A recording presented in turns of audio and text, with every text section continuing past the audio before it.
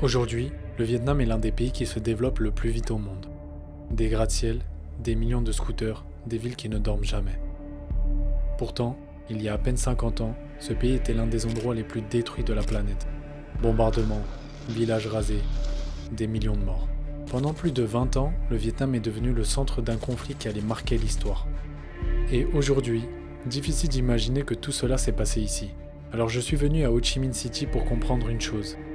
Comment un pays ravagé par la guerre est devenu l'une des économies les plus dynamiques d'Asie. Pour comprendre le Vietnam d'aujourd'hui, il faut remonter à plus d'un siècle en arrière. À la fin du 19e siècle, la France prend le contrôle du pays et intègre le Vietnam dans ce qu'on appelle alors French Colonization of Vietnam. Routes, ports, chemins de fer, les Français transforment le territoire. Mais derrière cette modernisation, une grande partie de la population vit dans la pauvreté et le ressentiment. Et peu à peu, un mouvement indépendantiste commence à émerger. À sa tête, un homme, Ho Chi Minh, un révolutionnaire déterminé à libérer le Vietnam de la domination coloniale. Pendant la Deuxième Guerre mondiale, le Japon occupe le Vietnam, et lorsque la guerre se termine en 1945, un immense vide de pouvoir apparaît.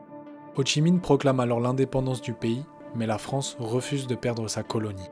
Ce qui déclenche un nouveau conflit, la Première Guerre d'Indochine. Pendant 8 ans, les forces françaises affrontent les combattants vietnamiens dans une guerre brutale et barbare, jusqu'à une bataille qui va tout changer.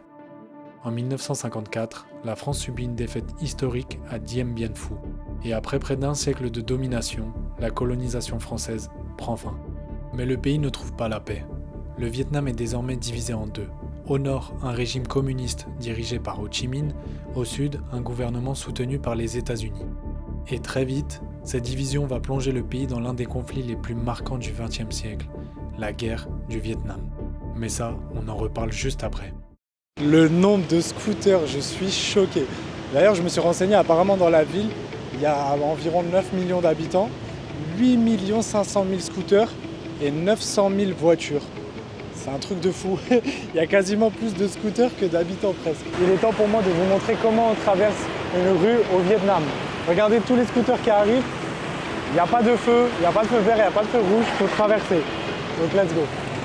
Pour traverser un passage piéton, il faut simplement faire une seule chose, c'est marcher très lentement pendant que les véhicules vont vous esquiver.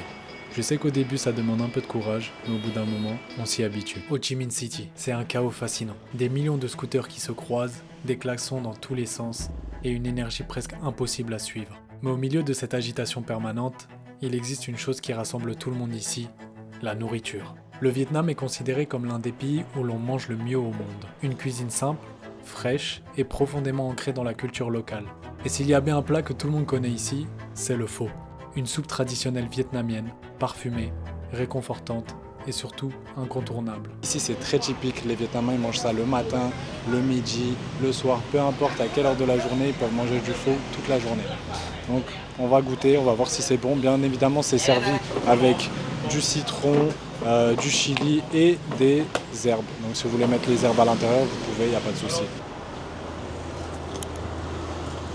Chicken.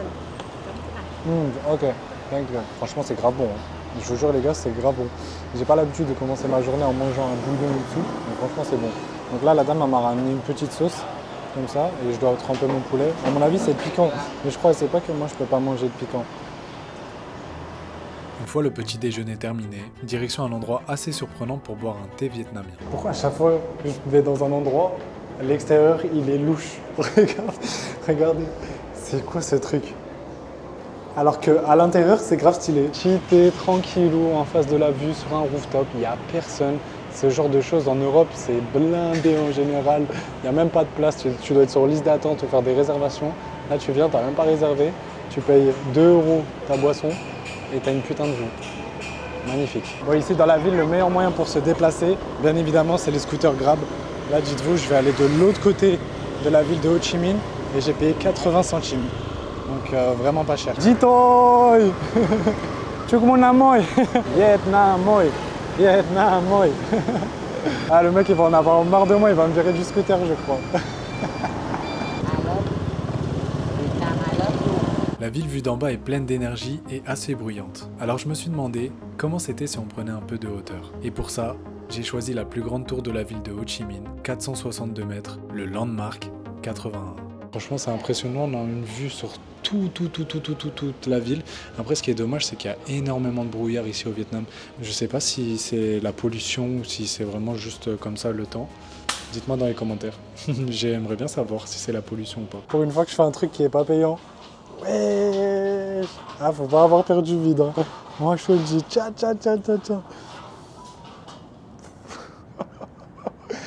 Oh putain. Un truc de fou. Le Vietnam, c'est vraiment magnifique. À quelques kilomètres de Ho Chi Minh se cache l'un des réseaux souterrains les plus impressionnants de la guerre du Vietnam. Les tunnels de Cu Chi. Creusés à la main par les combattants vietnamiens, ces tunnels s'étendaient sur plus de 200 km sous la jungle. Mais ce n'étaient pas seulement des passages secrets, c'était une véritable ville souterraine. Les soldats y vivaient pendant des mois, ils y dormaient, cuisinaient, stockaient des armes et se déplaçaient à l'abri des bombardements. Les tunnels servaient aussi à mener des attaques surprises avant de disparaître sous terre en quelques secondes. Une stratégie de guérilla redoutable qui a joué un rôle majeur dans le conflit. Pourquoi je suis venu ici, les gars?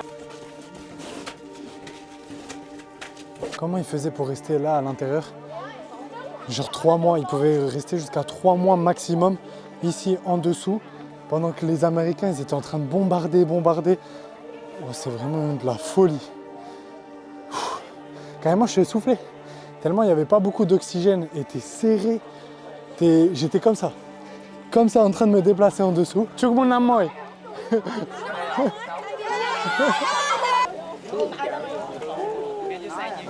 Happy New Year.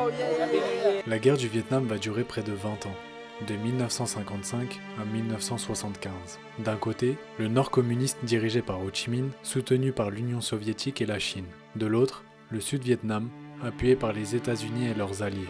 Très vite, le conflit devient l'un des symboles de la guerre froide.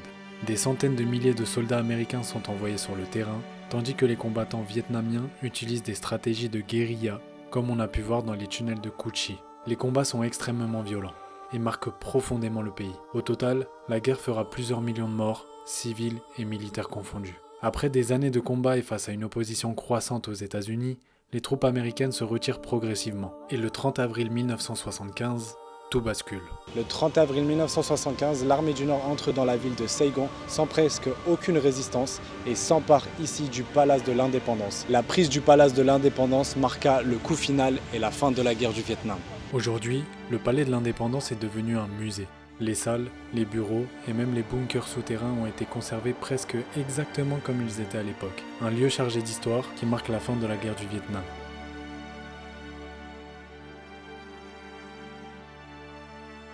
Jamais ils gagneront cette guerre. Jamais nous subirons.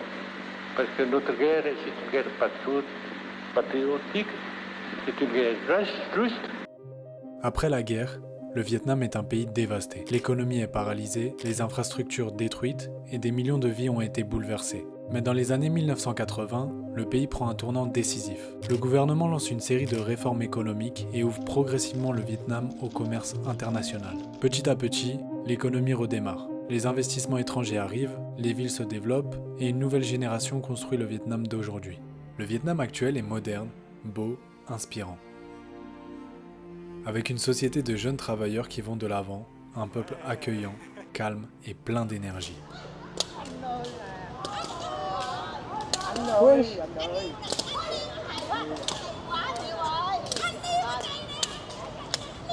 Je suis choc bas. Le Vietnam se développe extrêmement vite. Mais ici, on voit encore ce contraste entre modernité et bâtiments plus anciens. D'ailleurs, le bâtiment qui est juste en face de vous, c'est mon Airbnb. Vous allez voir, accrochez-vous bien, car ça peut surprendre. Au rez-de-chaussée, vous avez un parking avec tous les scooters du bâtiment, quelques épiceries et des petits salons de massage. Ensuite, vous avez l'ascenseur qui la plupart du temps n'est jamais là. On a aussi des amis très sympas qui sont là pour nous accueillir. Un escalier interminable. Et enfin, une fois que tu arrives à ton étage, tu as ta chambre qui est plutôt surprenante. Bon, j'avoue, le couloir, il inspire pas très confiance, mais une fois que tu rentres dans le Airbnb, ça n'a rien à voir. Rien à voir. En plus, il y a un lit en haut, il y a le lit principal, cuisine, machine à laver et salle de bain. Alors, la chambre, 10 sur 10, franchement j'ai passé un séjour incroyable, mais dehors, le premier jour quand t'arrives, tu flippes, mais bon après au final, c'est nickel, genre vraiment les gens ils sont grave sympas, t'es en sécurité, on est au Vietnam, ici les gens ils respectent, donc il n'y a pas de souci à se faire, mais c'est vrai que la première fois ça peut surprendre. L'activité la plus simple, la plus classique, mais la plus faite ici au Vietnam, c'est se poser dans des cafés. Vous allez voir des gens posés au café, des Vietnamiens et des Vietnamiennes toute la journée, que ce soit de 7h du matin jusqu'à 23h du soir, tant que les cafés sont ouverts, il y aura du monde. Et dites-moi si je me trompe, je sais pas, c'est une question que je me pose, dites-moi dans les commentaires, est-ce que c'est dû au fait que la France a colonisé le Vietnam? Parce que je sais qu'en France, à Paris, tout le monde se pose dans les cafés pour fumer une cigarette, prendre un café, un smoothie, un jus, peu importe, toute la journée. Et ça me fait vachement penser à Paris. Donc dites-moi si je me trompe dans les commentaires, mais j'aimerais bien savoir parce que ça m'intrigue. Ici, cette ville, elle dort jamais. Que ce soit la journée ou la nuit, vous allez voir, cette ville, elle se transforme. Je vais vous montrer ce qui se passe un peu la nuit, sans rentrer trop dans les détails. Quand la nuit tombe sur Ho Chi Minh, la ville change complètement de visage. Les rues s'illuminent, la musique envahit les quartiers, les bars et les restaurants se remplissent. Difficile d'imaginer qu'ici même, la guerre faisait rage. Aujourd'hui, c'est devenu une ville jeune, vibrante, tournée vers l'avenir. Une ville qui n'a jamais oublié son histoire, mais qui avance à toute vitesse. Et c'est peut-être ça le Vietnam d'aujourd'hui. Un pays marqué par le passé, mais incroyablement vivant.